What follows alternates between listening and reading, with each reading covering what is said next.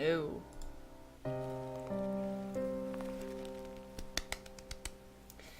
Alrighty. The guide takes us in.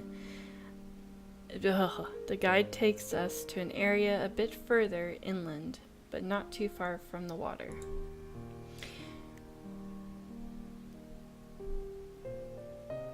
Yes. Yes, I had those. More correctly, my grandparents had those. More correctly.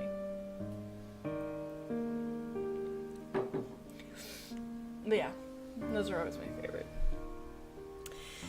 Trees particularly obscure our location, and there's enough room to watch the coast in case prowlers start to emerge from the water. Essentially, it's a place where an ambush would be hard. If any of you see anything at all, speak up. We don't want them to sneak up on us. That's for truth.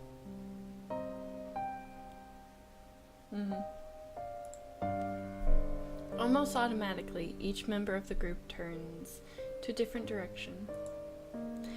For a brief second, I feel a flicker of pride.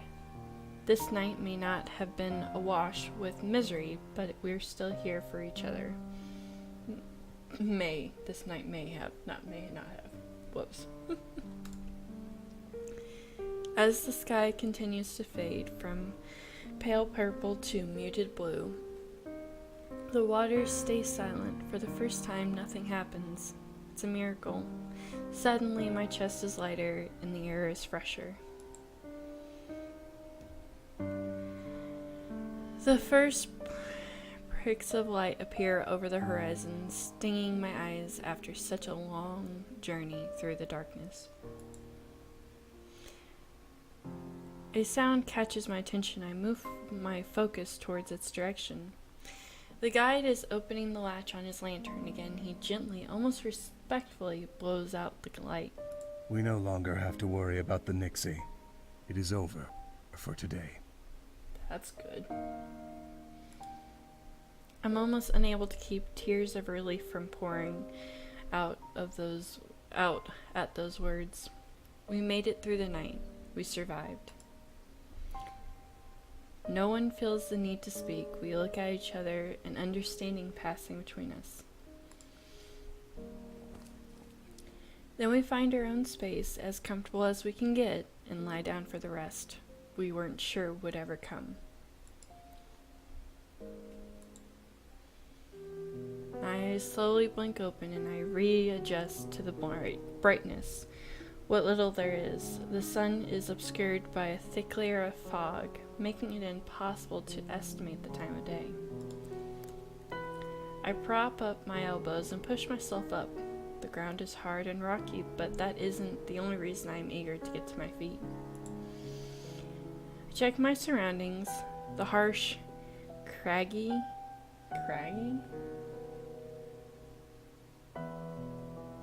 I think it's a 2-night walk from what the guy said. I think.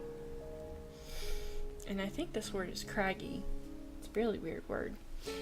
Craggy earth of the island is interlaced with twisting vines and garled branches. Beside me, Bimel and Margaret are still fast asleep. The guide, however, is nowhere to be seen. I realize I don't recall seeing him lay down with everyone. It's likely he left us hours ago.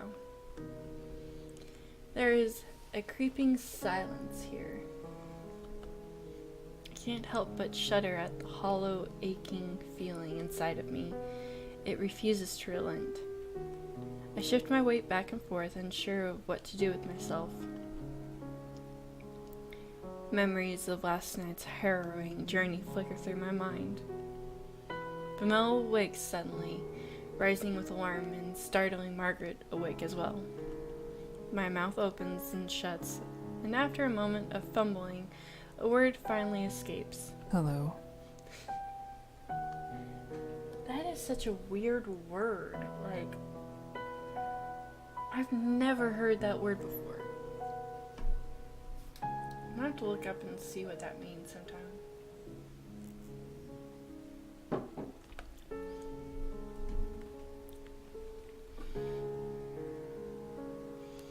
Mel gives me a gentle smile and makes his way over to me.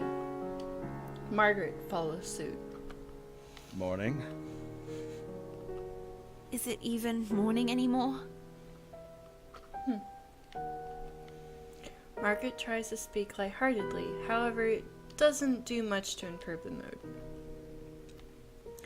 A pocket of quiet descends over us. We should eat something soon. Margaret, do you have enough supplies? Yes, I think I'll be alright with what I have. That's a relief. The two of us have plenty of rations, though, so if you need anything, you can always ask. Margaret sighs and presses her fingers to her temples, acting as if she's fed up with us. You know, the two of you need to stop looking out for everyone else so much. Saved your ass. Emil winces at the statement without vocalizing what's on his mind. Margaret and I share a glance. This is about the person we left behind yesterday. The person we didn't help. I'm sorry, I didn't intend. It's not your fault. It goes quiet between us once more.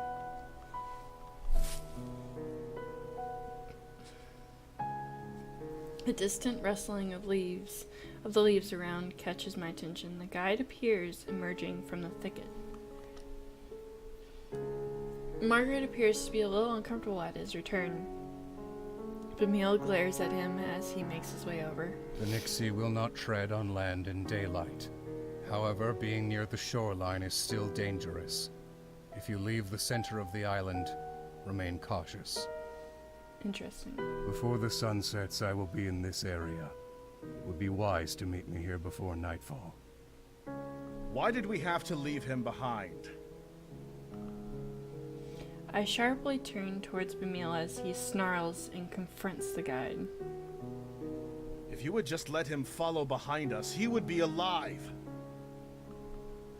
The guide looks away, seemingly uninfected.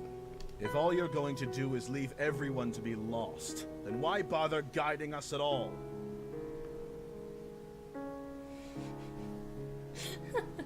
Despite Bemil's severe words, the guide apparently considers his piece here finished. He turns towards the forest area from which he came. Wait! Bemil calls out to the guide, reaching towards him. Before he can make contact, I quickly place a hand on his shoulder. He lowers his arms to his side, though I can still feel wrath emanating from him. We stay this way until the guide disappears from view. Bemil begins to kick at the ground, spraying tiny pieces of gravel about. Bemele, I know you're angry, but regardless of our feelings, we need the guide. If he leaves us, we'll all die. And we've done so well with him.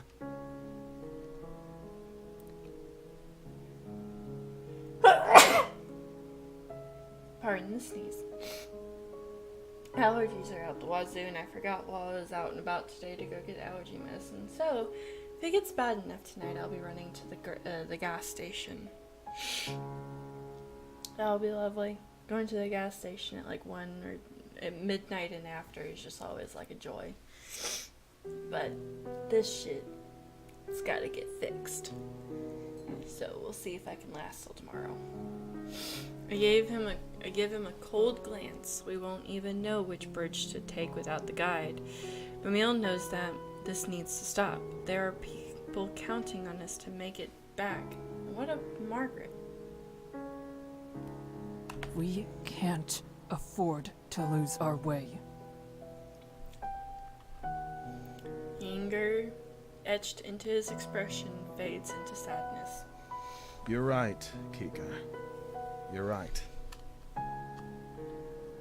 He weakly swats his hand in front of his face as if he is trying to shoo away his racing thoughts.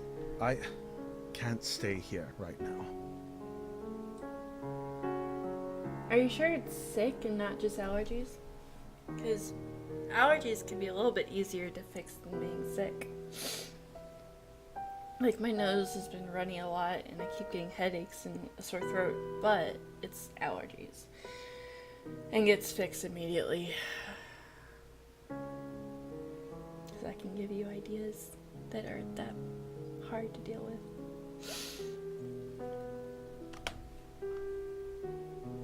Are not allowing him to leave alone.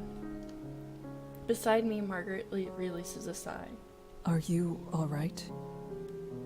No, I'm not. Nothing is all right. It will never get any better.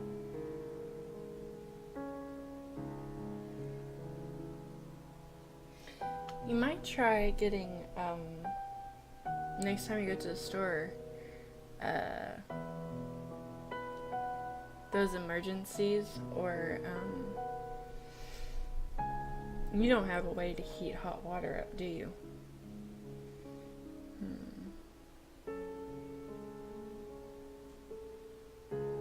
Because emergency would be a good thing to do that with. And that's not that expensive. Trying to think.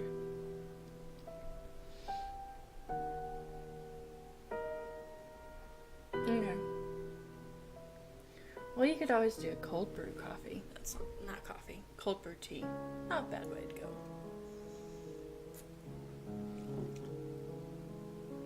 But, emergency would be a good option.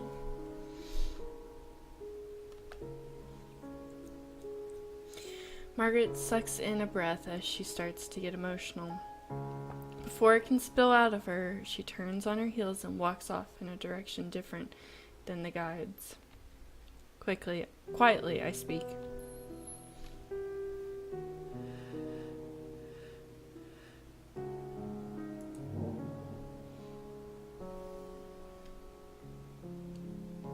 My voice was too soft for her to hear me.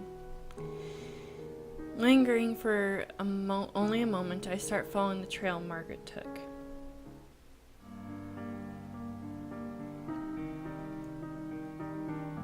That's a good one too. Ginger ale's a really good one. I catch up with Margaret and I notice her eyes are glistening with tears. As I try to move closer, she turns on me sharply. What do you want? I take a step back and keep my voice low. I was worried. Well, there certainly is a lot to be worried about. I can tell she does not appreciate my concern, but that's only to be expected. I've seen people react to grief and death in dozens of different ways. She has every reason to be upset sitting on an island surrounded by a lake that breeds death. I promise I will do everything I can to make sure you survive through the next night. So, That's not the problem. Her words begin strong, but falter and soften as she speaks. I can only watch her without the slightest idea of what to do. Margaret sits atop a large mass of roots and covers her face with her hands. I step over her and kneel down so that I can be at eye level again. Margaret?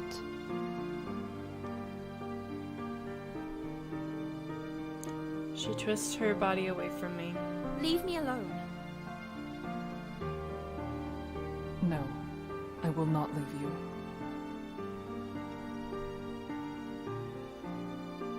Margaret huffs, looking my way again, only to properly glare. Do you even know why I came out here? It wasn't as though I had anywhere important to be. Then, why? Why would you risk this journey? Surely you already know the heart of my distress. Haven't you ever considered what you would do if you weren't able to be a guard?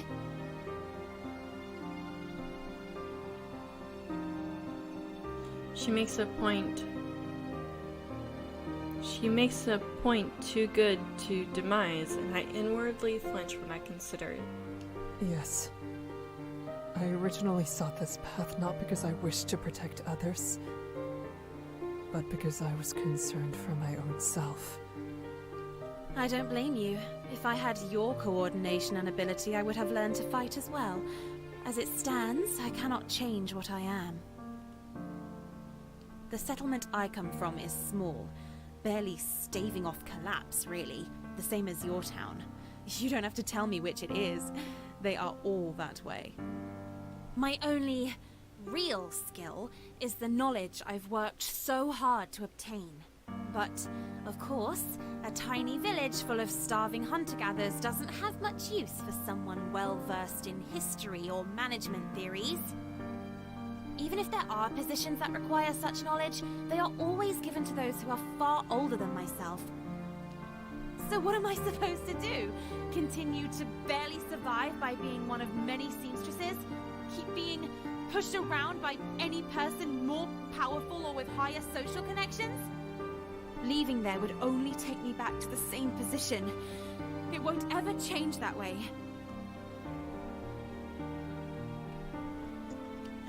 She drops her head into her hands and sobs. My heart aches as I kneel beside her, watching her shuddering form. I feel helpless, but what can I do? These problems are much different from what I have dealt with. Eventually, Margaret seems to pull herself together. No, I was tired of accepting those options. Sinlos was my only chance. Only now do I realize how ridiculous a notion that is. Anyone who comes to this lake with a sense of hope will surely have it crushed. Are you saying you wanted to become a guide? Yes. Laugh at my ambition if you wish. People may fear the current guide, and may even blame him for the people he cannot save. But at least he has respect. Not only that, the heads of the area give him enough support to live a comfortable life. From all I'd gathered about the lake, being strong or good with a weapon didn't matter a lick. The most important qualities for a guide were being observant and shrewd, and being able to look past the struggles of someone else. And how wrong I was. Her voice raises. I haven't the slightest ability to deal with sinking bridges and confrontations with those horrible monsters. And even though I thought I'd lost all ability to care about the troubles of others, I still feel awful about what happened earlier. I haven't a chance of making it as a guide, which means I have no hope anywhere.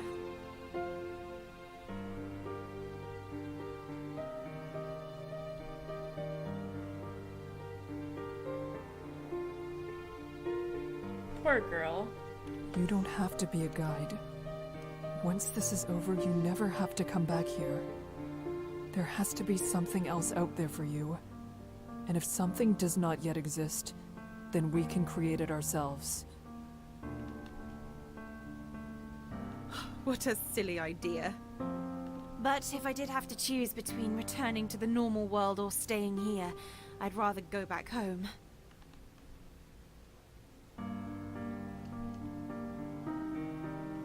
Thank you for sharing this with me. Let's hope your partner didn't die. That would kind of suck. Thank you for listening. You have an unexpectedly soft heart. She must have noticed a slight twinge in my face. That isn't a bad thing, Kika. I look away, eyes towards the ground. I know it can hurt to care, but it also lets you lessen the pain of others. I think it would be much better if everyone cared a little bit more, rather than less. Very true. I feel tears forming in my eyes now as I smile back at Margaret. Thank you.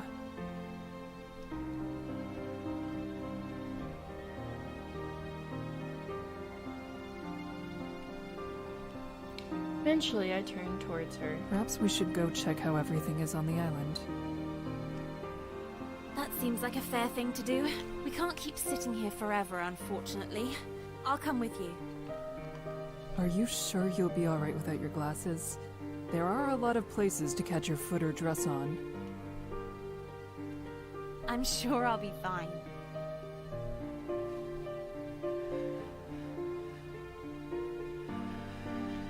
I feel like that's good. don't know. What do you think?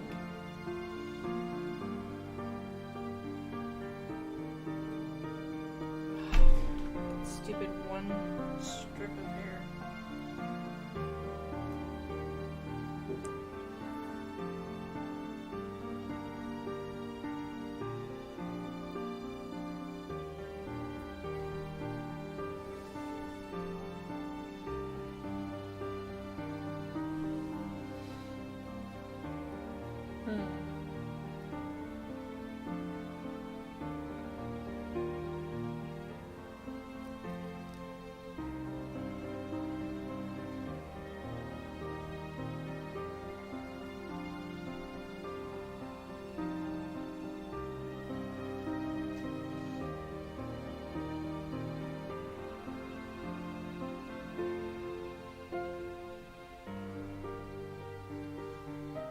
Agree with the that's good, or offer the arm? Oh my gosh, duck hair. That was an eyelash.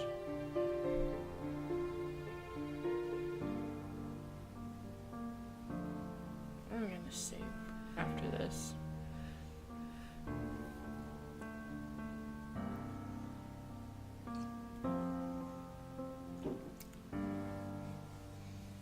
My hand itches. That's different.